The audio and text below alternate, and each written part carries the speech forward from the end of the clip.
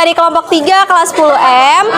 Di sini kita mau mempresentasikan terkait mata pelajaran geografi. Sebelumnya izinkan perkenalkan anggota kelompok kami. Nama saya Mulati Risma. Saya Jeratiana Nata. Saya Novia Riana. Saya Camelia. Saya Tiara Febriani. Saya David Oktavia. Saya Zikral Parozi.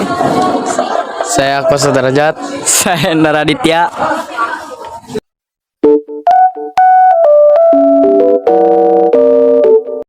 Saya akan membacakan materi tentang bagian D, yaitu karakteristik iklim di Indonesia dan pengaruhnya terhadap aktivitas manusia. Yang pertama, di sini ada iklim di Indonesia. Letak astronomis Indonesia berada pada 6 derajat LU sampai 11 derajat LS dan antara 95 BT sampai 141 BT. Berdasarkan letak astronomisnya, Indonesia berada di wilayah beriklim tropis. Hal ini Indonesia mengalami siang hari 12 jam dan malam hari juga 12 jam. Selain itu, letak astronomis juga membuat iklim di Indonesia dipengaruhi 3 iklim, yaitu yang pertama ada iklim musim, dipengaruhi angin musim yang berubah-ubah setiap 6 bulan sekali. Kedua, ada iklim laut, dipengaruhi wilayah laut Indonesia yang luas sehingga banyak penguapan yang mengakibatkan terjadinya hujan. Yang ketiga, iklim panas karena letak Indonesia yang berada di daerah tropis. Ketiga jenis iklim tersebut berdampak tingginya curah hujan di Indonesia. Rata-rata curah hujan di Indonesia sekitar 2.500 mm per tahun, sehingga Indonesia memiliki kondisi tanah yang tidak pernah kekurangan air sehingga sangat cocok untuk kegiatan pertanian. Wilayah Indonesia diapit dua benua, yaitu benua Asia dan benua Australia, serta dua samudra, yaitu Samudra Hindia dan Samudra Pasifik. Letak geografis Indonesia juga mengakibatkan angin monsun dan menyebabkan Indonesia memiliki musim hujan dan musim kemarau. Musim hujan di Indonesia Oktober sampai April. Angin monsun bergerak dari benua Asia atau mengalami musim dingin ke arah benua Australia atau mengalami musim panas melalui Samudra Hindia dan sebagian wilayah Indonesia. Angin ini disebut monsun barat. Kadar uap air yang dibawa angin ini sangat tinggi karena melewati samudra yang luas, dijatuhkan sebagai hujan dengan intensitas yang tinggi. Musim kemarau di Indonesia akhir hingga Oktober. Angin muson bergerak dari benua Australia mengalami musim dingin ke benua Asia mengalami musim panas melalui laut-laut sempit di sekitar kepulauan Indonesia sebelah selatan Khatulistiwa. Angin ini disebut muson timur. Kadar uap air yang dibawa angin muson timur ini rendah karena melalui laut-laut yang sempit sehingga intensitas hujan juga rendah. Hubungan tip iklim dan bentang alam. Komunitas tumbuhan di suatu daerah dapat menjadi indikator iklim yang paling sensitif.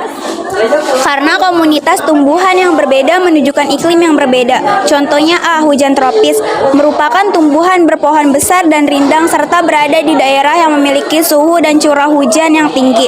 Contoh tumbuhan yang hidup antara lain meranti, kamper, dan keruning. Sebaran hutan ini terdapat di Pulau Kalimantan, Sulawesi, Sumatera, dan Papua. B. Hutan musim. Hutan ini bergantung pada musim dan terdapat di daerah beriklim sedang. Hutan musim ini disebut hutan meranggas. C. Sabana merupakan padang rumput yang diselingi dengan semak belukar dan pohon-pohon seperti eukaliptus dan palem. D. Stepa merupakan padang rumput tanpa pepohonan di daerah bercurah hujan sedikit dan bersuhu udara tinggi. Menurut C. Hort Mariam, tipe tumbuhan tergantung dengan suhu dan kelembapan. Ada 6 komunitas tumbuhan berdasarkan kelembapan, yaitu A. Padang rumput, kisaran curah hujannya antara 250 mm per tahun sampai 500 mm per tahun. B. Gurun, ia berbatasan oleh padang rumput di daerah tropis, curah hujannya 250 mm per tahun. C. Hujan basah, memiliki kelembapan tinggi dan suhu harian 25 C. D. Hutan gugur, curah hujan 750 1000 mm per tahun. E. Tundra merupakan bioma daratan yang paling dingin, suhunya 34. F. Taiga, ia tersusun satu jenis tumbuhan seperti pinus atau konifer. Taiga ditemukan di belahan utara seperti Rusia dan Kanada. 3. Pengaruh cuaca dan iklim bagi kehidupan.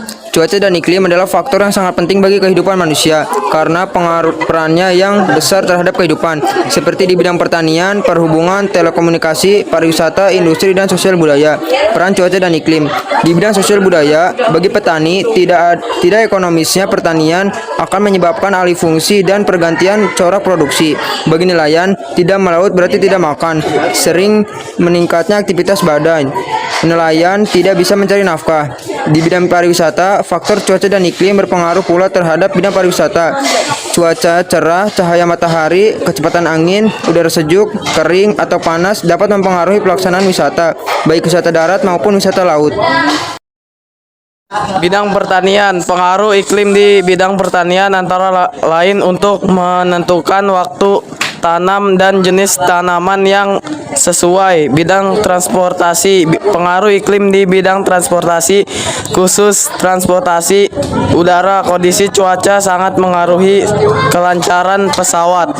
Bidang industri tradisional yang masih bergantung pada kondisi cuaca, khususnya industri keramik yang membutuhkan panas matahari. Bidang komunikasi, kondisi cuaca yang kurang baik dapat mengganggu jaringan telekomunikasi dalam kondisi hujan. Jaringan telekomunikasi akan sedikit terganggu karena lemahnya jaringan internet. Cukup sekian presentasi dari kelompok kami, kurang lebihnya mohon maaf. Wassalamualaikum